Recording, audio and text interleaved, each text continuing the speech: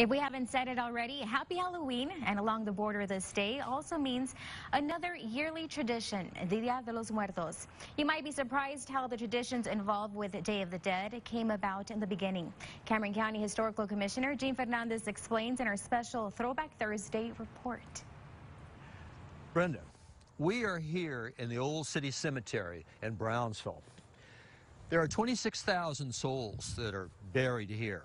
But now we're focusing on what's happening in this particular time period of the year, and that's Dia de los Muertos, okay? Dia de los Muertos is a beautiful tradition, but a lot of people don't understand that the tradition came about as a compromise by the Catholic Church with the indigenous culture that was here during the conquest period. When the Catholic Church came in, their mission was to gather the people that were here, the Indian tribes that were here, and assimilate them and teach them Christianity. Well, there was a lot of resistance. And the Dia de los Muertos is an excellent example of how there was a compromise that was affected in there. You had idolatry and you had sacrifices and whatever. They were trying to teach Christianity to the indigenous people. One of the compromises was, they said, okay, well, look, we worship our dearly departed, our dead family members. Well, you can't do that by Catholic dogma. So what they did was they actually developed a festival at a particular time of the year coinciding with the Catholic Church, whereby you would not have your idolatry or your worshiping of the dead, but you would have the reverence for the dead. Now, this extended into a beautiful tradition. The families would come into the cemeteries and spend the day, and the focus for them was not worship, but it was like comforting their departed family members. They would bring a meal, they would bring their paint, and they would tend to the tombs, they would bring flowers. Usually, they were the marigolds. That's very symbolic.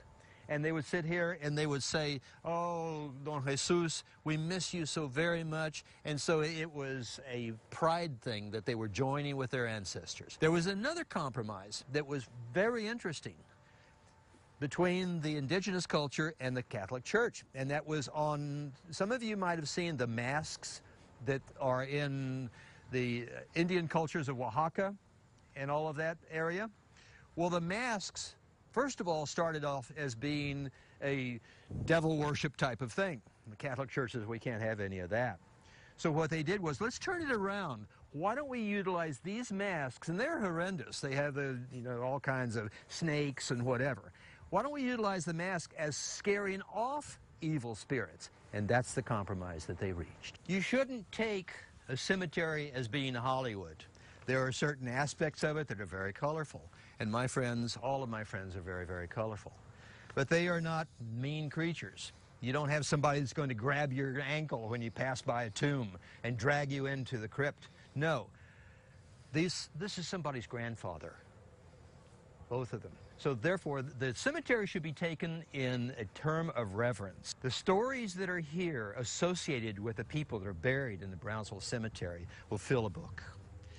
You never know who you're going to run into, but these people made where we live today, and the rest is history. For KVEO News, I'm Eugene Fernandez.